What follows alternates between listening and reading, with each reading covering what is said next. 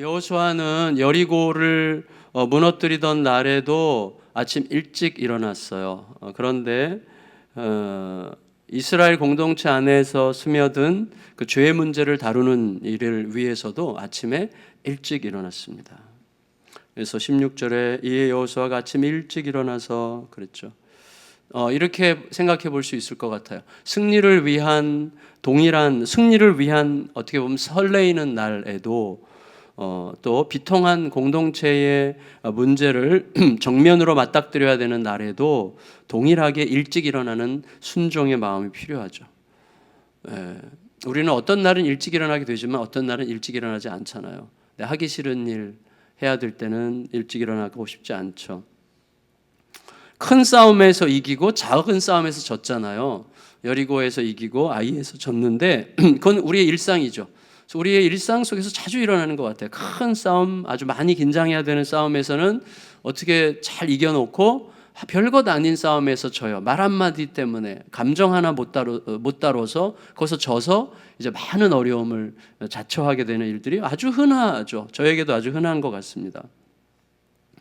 그래서 죄가 항상 그런 긴장감, 어느 정도의 그 좋은 긴장감 속에서 다뤄지는 게 분명한 것 같습니다. 그러니까 설레는 날에도 비통한 날에도 일찍 무언가를 하나님의 말씀을 따라서 시작해야 되는 거죠. 그게 굉장히 중요한 말씀이라고 생각이 돼요. 무엇보다도 어제 본문은 이스라엘이 왜 졌느냐 하는 이유를 다뤘다면 이제 오늘 말씀은 패배하게 만든 그 이유, 그 죄를 하나님이 어떤 방식으로 다루시는가. 물론 이미 어제 언급이 됐지만 하나님은 먼저 이스라엘을 성결케 하시죠. 성결하게 해라 말씀하시고 그 다음에 그거 이제 이스라엘이 제사를 준비하는 거죠. 사실은 하나님께 바쳐진 제물이잖아요. 여리고의 모든 물건들 하나님께 바쳐지는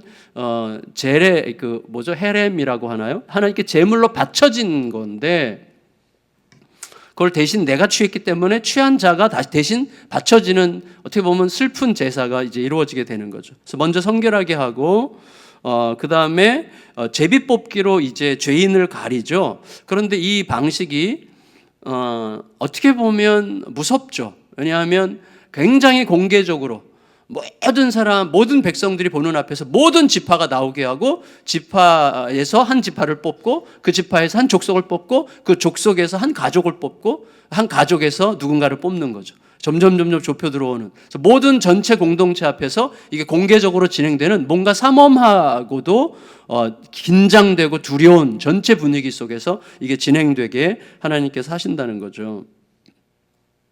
그러니까 굉장히 공공성을 느끼게 하시는 대목인 것 같아요. 하나님께 이 공동체의 공공성, 전체의 공적인 차원에서 이 문제가 다뤄지게 하시는 거죠. 하나님이 뻔히 아시잖아요. 누가 가져갔는지 뻔히 아는데 너야 이렇게 하셔도 될 텐데 점점 모든 공동체가 다 긴장 속에서 나일지도 몰라라고 하는 생각을 하게 하는 그런 소위 상호 책임을 느끼게 하는. 그래서 이 공공성 속에 내가 있다는, 전체 공동체 안에서 내가 있다는 사실을 절대로 잊지 않게 하는 방식으로 하나님께서 굉장히 공적으로 이 문제를 다루시죠. 그래서 하나님은 이스라엘 백성 전체에게 무엇보다도 이게 아간 개인의 죄가 아니라고 말씀하려고 하시는 것 같아요. 이스라엘 백성 공동체 전체의 죄라는 것을 이스라엘 모두가 느끼게 하려고 하시는 거죠. 저는 이런 상상을 해봤어요. 제가 좀 상대적으로 저급한 인격을 가졌기 때문일 수도 있겠는데 뭐냐면 아간만 그랬을까? 라는 생각을 해봤어요. 저는 한편으로는 아간만 그랬을까? 저는 아간뿐만 아니라 굉장히 많은 사람들이 여리고의 보물을 탐냈을 것 같아요. 왜냐하면 아간이 놀랍게도 그 시날산 외투라 은금 이런 것들은 사실 왕실에 있는 거거든요. 굉장히 비싼 거잖아요. 그러니까 노리고 간 건데 사실은 많은 사람들이 좀 그렇지 않았을까? 아간 같은 사람들이 아간 외에도 많지 않았을까라는 생각을 해보게 돼요. 심지어 어떤 사람은 물건을 훔쳐서 주머니에 넣었다가 어떤 계기에 의해서 갑자기 깜짝 놀래가지고 다시 이제 꺼내놓기도 하고 그러지 않았을까라고 상상해 볼 수 있을 것 같아요. 따라서 이스라엘 백성들이 그것들을 챙기지 않은 이유, 다른 이스라엘 백성들이 챙기지 않고 아간만 챙겼다면 다른 이스라엘 백성들이 챙기지 않은 이유는 그들이 정결하고 깨끗하고 온전해서가 아니라 그들이 아간보다 나아서가 아니라 전적으로 지키시는 하나님 덕분에 그렇게 된 거라고 말할 수밖에 없는 연약함이 우리 모두에게 있는 거죠. 그걸 먼저 전제하게 하시는 것 같아요. 그래서 모든 이스라엘 백성들이 그 경외심에, 두려움에, 긴장감 속에 있게 하시는 것이죠. 그렇다면 여러분, 이스라엘 백성 전체 공동체를 상대로 제비뽑기가 진행될 때 이스라엘 백성들 중에는 이렇게 생각하는 분들이 있을 거예요. 나도 손댔었는데, 나도 주머니에 넣었다가 뺐는데, 나도 솔직히 가지고 싶었는데, 혹시 나도 뽑힐 수 있지 않을까? 라고 하는 생각을 하게 하는 분위기죠. 물론 어떤 사람 나는 아니겠지 이렇게 생각하는 사람들도 있겠지만, 나도 뽑힐 수 있지 않았을까? 나도 진짜 엄청 욕심냈었는데, 나도 엄청나게 막 입에 군침이 돌고 가지고 싶었는데 저걸 어떻게 태워버리지? 이렇게 생각했었겠는데, 우리가 다 증인들 아니겠어요? 우리의 마음을 생각해 볼 때 그렇게 생각하는 자들이 굉장히 많이 있을 수 있는 상황이었을 거라고 생각할 수 있어요. 여러분, 도둑질 할 뻔했던 것도 도둑질로 간주하신다면 꼼짝없이 제비뽑기에 걸려들 사람들이 얼마나 많았겠습니까? 그들 모두가 하나님 앞에 크게 각성해야만 되는 시간이죠. 동시에 지파에서 족속으로, 족속에서 가족으로 점점 좁혀 들어갈 때 이게 안도감도 좀 있지만, 우리 지파 아니네? 안도감도 있지만 사실은 더 긴장하게 되죠. 어느 지파가 될 것인가? 왜냐하면 그들은 지금 한 공동체고 같이 40년 광야를 지나왔고 같이 요단을 지나왔고 같이 전쟁을 2번이나 치룬 전우들이잖아요. 누가 뽑힐 것이냐? 나만 아니면 돼라는 생각을 하는 것 자체가 죄책감이 느끼게 되는 상황이에요. 나만 아니면 되는 아니죠. 지금 다 끈끈한 생명을 건 전우들이 됐는데요. 드디어 아간이 뽑혔을 때 아간에 대한 분노를 느꼈을 사람들도 있었겠지만, 어떤 사람들은 사실은 아간이 자기들을 대신해서 희생양이 되지 않았나라는, 나도 사실은 아간이랑 별로 다르지 않은데 라고 생각하는 사람들도 저는 적지 않았을 거라는 생각이 듭니다. 여러분, 하나님께서 끝내 이제 제비뽑기를 하는데 12지파 중에서 유다지파가 뽑혔다는 게 참 의미롭죠. 유다지파는 맏형인데 이스라엘 전체 지파 중에서 지금 맏형 역할을 하는 게 유다지파와 에브라임 지파였잖아요. 근데 유다지파가 사실은 결국은 이제 그리로 그 하나님의 약속으로 유다지파로 가죠. 하나님의 약속이. 근데 다른 모든 지파들은 안도했겠지만 동시에 긴장했겠죠. 존경받는 어른 갈렙이 지도자로 있는 지파예요. 갈렙이 아직 살아 있었죠. 이때까지. 이때 살아 있었죠. 아직 그 땅을 분배할 때 있었으니까. 그러니까 너무너무 존경받는 그 어른 갈렙이 리더로 있는 지파가 뽑혔다는 게 얼마나 긴장시켜 있는 거예요. 그러니까 이런 거죠. 저 지파가 뽑혔다면 우리 지파도 안 뽑힐 이유가 없겠는데 어떻게 안 뽑혔지라고 생각하게 만드는 지파가 뽑힌 거죠. 그게 긴장이 되는 거죠. 과연 그래서 그 지파 안에서 누가 뽑힐 것이냐, 어떤 족속이 뽑힐 것이냐, 어떤 가족이 뽑힐 것이냐, 누가 뽑힐 것인가 하는 것은 끝까지 모두에게 긴장감을 일으키는 것이죠. 이 모든 과정을 통해서 하나님께서 의도하실 수 있었다고 생각할 수 있는 것들은 이런 것들이 있을 것 같아요. 무엇보다도 우리의 존재의 본질을 생각하게 하시는 것 같아요. 내 본질. 저는 이런 생각해 봤어요. 내가 거기에 있었어요. 또 저도 저는 틀림없이 저도 탐이 좀 난 게 있었을 것 같아요. 근데 못했죠. 못하고 이제 여기 있는데 이런 분위기가 점점 죄어와 내 속에서 무슨 생각을 할까? 하나님께서는 저에게 이런 깨달음을 주셨을 것 같아요. 거기 만일에 있었다면, 제가 좀 양심이 살아있다면 무엇보다도 우리들은 누구냐? 확실한 증거가 완전히 드러나서 꼼짝달싹 할 수 없을 때까지는 끝까지 요행을 바라는 자들이죠. 여러분, 뉴스에서 나오는 거 다 똑같잖아요. 끝까지 부인하다가 마지막에 완전 부인할 수 없는 완벽한 증거가 나오면 그때 가서 정말 죄송합니다 이렇게 말하지, 끝까지 요행을 바라거든요. 우리들은 끝까지. 이게 공개적으로 드러나기 전까지는 아니야 지금 손 들고 괜히 그럴 필요 없어. 내가 아닐지도 몰라, 기다려봐, 나 말고 더 잘못한 누군가가 있을지도 몰라, 그 생각이죠. 지금 그거를 하나님은 의도하신 거예요. 틀림없이. 아니면 아간을 찝으면 되잖아요. 아간 너 이게 아니라 모든 사람이 아니야, 나는 아닐 수 있어, 좀 더 기다려봐, 나보다 더 잘못한 사람이 있을 수도 있어 라고 생각하게 만드는 분위기죠. 우리들은요, 자신의 죄를 좀 덮거나 상대적으로 축소시키려고 하죠. 그래서 아간을 보세요. 아간은 모두예요. 사실은 아간은 모두인데 아간이 끝까지 자발적으로 자백하지 못했어요. 끝까지 접니다, 죄송합니다 이렇게 못했어요. 왜요? 나 같은 사람이 더 많을 줄 알았기 때문이에요. 나보다 더 심하게 한 사람이 있을 줄 알았기 때문이에요. 그래서 끝까지 못 나가는 거예요. 그러니까 모두가 다 아간인 셈이죠, 어떻게 보면. 그러니까 아간이 끝까지 자발적으로 자백하지 못한 것은 개인의 얄팍함이 아니라 우리 모두의 속성임을 드러내고 있는 거죠. 그래서 일단 의심이 되면 병원을 찾아야 돼요, 우리가. 예, 아닌 척하고 있으면 병을 키우는 거죠. 빨리. 우리 분명히 그렇게 말씀하셨잖아요. 우리 자신의 공로에 대해서는 좀 둔감할 필요가 있고 죄에 대해서는 좀 예민해지는 게 좋다는 거 우리가 너무나 잘 알고 있잖아요. 그러니까 조금만 이상해도 정말 엎드려야 돼요, 하나님 앞에. 조금만 내가 좀 이상한데 지금 내가 이렇게 말을 쉽게 하지? 내가 이렇게 말을 함부로 하지? 내가 요새 마음이 왜 이러지? 그럴 때 바로바로 엎드려야지 않으면 이게 키워요. 어느 순간. 나도 몰라요. 내가 어느 정도 상태가 됐는지 몰라. 어느 날 빵 터지는 거죠. 그래서 하나님께서는 이 제비뽑기의 과정을 통해서 우리 안에 가득한 요행의 심리를 도전하신다고 생각이 돼요. 동시에 그 시간, 제비뽑기의 그 많은 시간은 어떤 시간이죠? 하나님의 기다림의 시간이죠.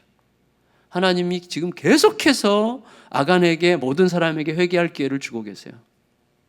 이게 우리들의 문제구나. 누군가의 문제일 수도 있지만 나의 문제이기도 하는구나. 이걸 가지고 이제 회개하는 시간을 끝까지 기다리는 시간이죠. 제비뽑기가 진행되는 모든 시간 동안에 우리가 요행을 바라는 아니라고도 무책임한 욕망을 속히 버리고 접니다라고 손들고 나오기를 기다리시죠. 제가 만일에 여리고에 들어가서 욕심나는 물건이 있어가지고 품었다가 나중에 이거 큰일 나겠다. 그래서 내려놓은 것도 내가 양심에 찔렸다면 제가 사실은 이런 일을 했습니다라는 누군가는 고백을 해야죠. 그때 하나님께서 뭐라고 그러시겠어요? 넌 아니야. 그러면 어떻게 되죠? 나처럼 행동했던 모든 사람들은 지금 다 용서받는 거죠. 그렇잖아요. 누군가는 그렇게 한다면 저도 사실은 품었었습니다. 저도 품었었는데 정말 하나님 말씀이 생각나서 어떻게 하다 보니까 놓게 됐는데 정말 저에게 제 이 잘못 때문에 우리에게 이렇게 큰 문제가 있었던 거라면 하나님 용서해 주십시오. 제가 잘못했습니다라고 했더라면 하나님께서 아니야, 괜찮아. 끝까지 안 품었으면 괜찮은 거야 라고 말씀하신다면 나처럼 행했던 모든 사람들은 자유해지는 거예요. 그 순간.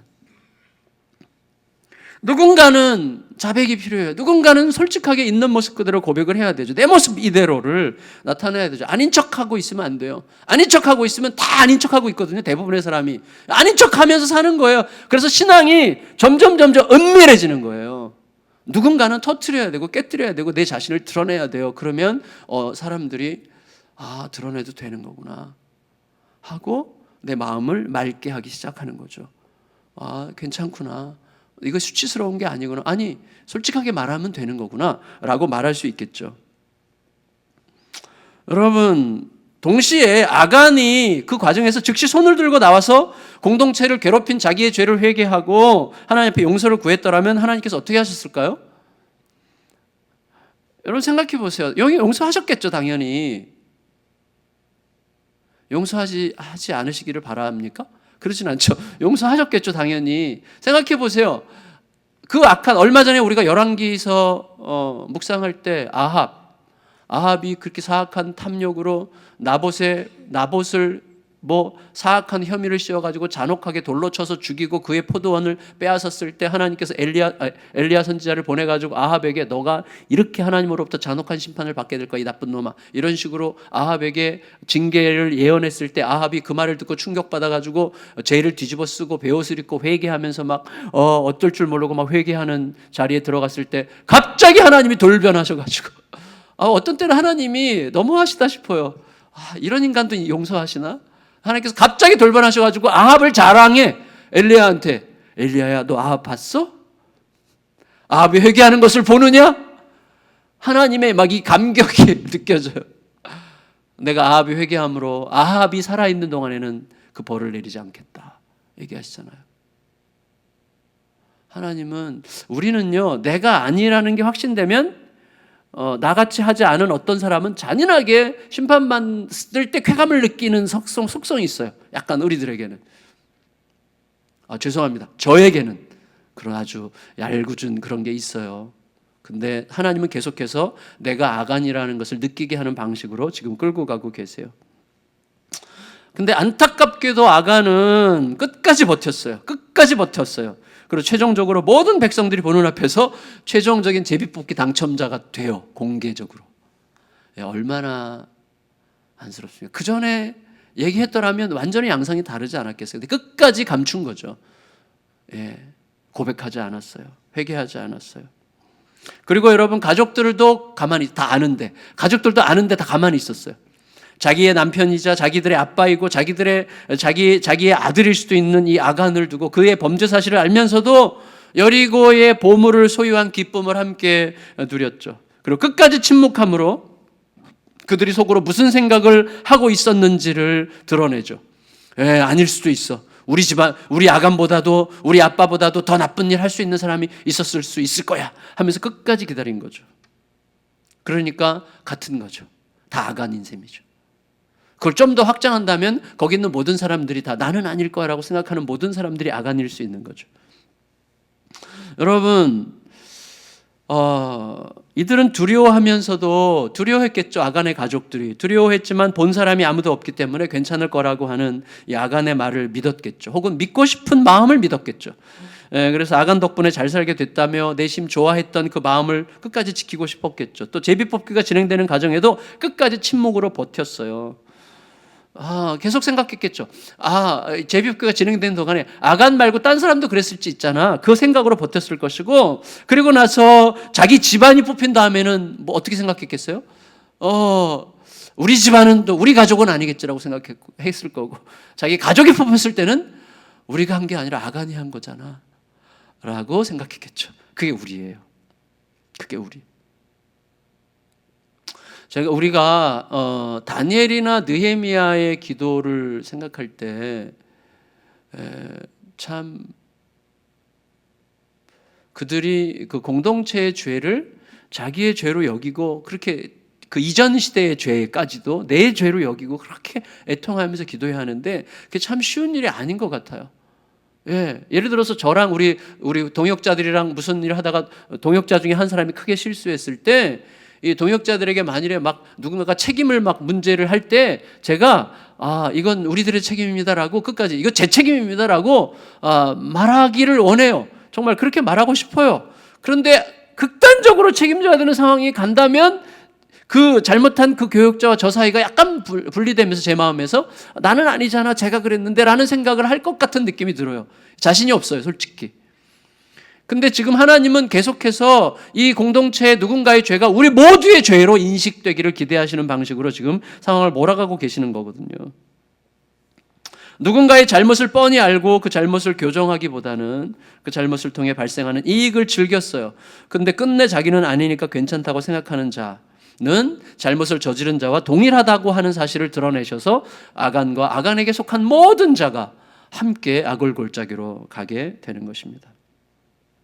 아간을 부르는 여호수아의 마음이 너무 안타깝지 않아요? 아들아, 그렇게 불렀잖아요. 아들아, 내 아들아 청하노니 자백해라.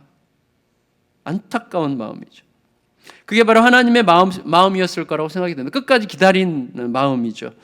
여러분, 여호수아는 아간의 자백을 현장에서 확인하죠. 그리고 아간을 비롯해서 그의 모든 증거품들, 그의 모든 아들, 딸들, 가족들, 그에게 속한 모든 재산들을 아골 골짜기에서 돌로 치고 불살라요. 따라서 여러분 생각해 보세요. 자, 이제 정리해 보겠는데, 그 아간에 대한 분노가 아니었어요. 아간에 대한 분노 가득한 징계의 돌팔매질이 아니죠. 여러분, 죄의 은밀함, 죄의 끈적거림, 죄가 얼마나 끝까지 감추고 싶어 하는지, 제가 얼마나 끝까지 그렇게 집요하게 자기를 보호하려고 하는지, 그것에 대한 증오와 분노의 표시로 돌던짐과 불태움이 있었다고 생각이 됩니다. 여호수아를 비롯해서 많은 리더들이 저는 울면서 돌 던졌을 거라고 생각해요. 울면서. 광야 40년을 함께 지내온 그 동지를 향해서, 온갖 고생의 시간을 다 같이 보냈던 친구들을 향해서, 요단을 함께 건너면서 해맑게 같이 밝게 웃었던 이웃에 대해서, 여리고를 돌면서 손을 맞잡았던 그 전우에 대해서 내가 돌을 던질 때 사실은 그 돌 맞고 있는 그 아간이 바로 나라고 하는 사실을 인식할 수 있었던 사람들이 저는 있었을 거라고 생각이 됩니다. 지금 그 아간을 향해서 돌을 던져야만 되는 상황에 이른 거죠. 어떻게 돌을 제대로 던질 수가 있었겠어요? 어떻게? 하지만 던져야만 하죠. 그래서 어떤 의미에서는 나를 향해서 던지는 돌이죠. 내 자신을 향해서 던지는 돌이었을 거라고 생각합니다. 그게 죄에 대한 우리들의 마음이어야 하는 거죠. 그래서 생긴 게 아골 골짜기죠. 여러분, 아골 골짜기. 이 모든 잔혹한 그림 안에는 이미 하나님의 마음이 있죠. 하나님께서 자기 아들에게 쏟아부으실 진노가 담겨 있는 거죠. 하나님은 죄를 품고 죽어가는 모든 자들의 고통 속에서 함께 계셨죠. 그래서 40년을 살기 위해 달려와서 거기까지 왔는데 이제 허망하게 죽어야 되는, 그러니까 살아야 될 자가 죽는 것이기 때문에 결국 다 살아야 될 자가 죽는데 죽지 않게 하기 위해서 대신 아들을 죽이셔야 되는 아버지가 거기 계신 거죠. 사실은 이미 거기 계신 거죠. 하나님께는 미래가 현재죠. 그래서 그 자리에서 하나님은 항상 예수 그리스도를 통해서 그 상황을 보셨겠죠. 그들의 죽음을 자기 아들이 대신 담당하기 위해서 꼭 보냄받을, 그리고 아골골짜기로 돌맞는 자리로 가야 될 것을 아셨기 때문에 하나님의 고통이 그 자리에 함께 있었다고 우리가 생각할 수 있겠죠. 우리가 이 이야기를 보면서 아간과 그의 가족들은 과연 구원받았을까? 라고 묻는다면 그건 굉장히 저는 어리석은 거라고 생각합니다. 우리는 그런 잘못을 하지 않았을까? 라고 생각해요. 우리는 그들보다 나은가? 이렇게 질문해야 되겠죠. 자비가 필요한 것뿐이죠. 우리가 아간과 그의 가족들에 대하여 감히 우리를 대신한 희생자라고 말하는 것은 넌센스일지 모르겠지만 넌센스죠. 그의 잘못으로 죽은 거니까. 그럼에도 불구하고 적어도 그들과 나 사이에 별 차이가 없다는 사실을 생각할 수 있다면 그들이 내 삶을 경고하기 위한 고통스러운 모델로 사용된 것만큼은 분명하죠. 그런 의미에서 정말 깊이 숙연하게 생각해야 되는 거고, 동시에 안도감보다는 하나님을 향한 거룩한 긴장감을 느끼게 되는 거죠. 죄에 대한 하나님의 단호하심, 그 죄에 대해서 내가 어떤 태도를 가져야 되겠는지, 그리고 공동체를 내가 어떻게 생각해야 되겠는지, 누군가의 죄는 내 죄가 아니기 때문에 나는 아니니까 괜찮아가 아니라 이게 우리 모두의 죄라는 사실을 깊이 인식하는 게 얼마나 중요한지, 피눈물이 흘러야 되는 시간이죠. 네.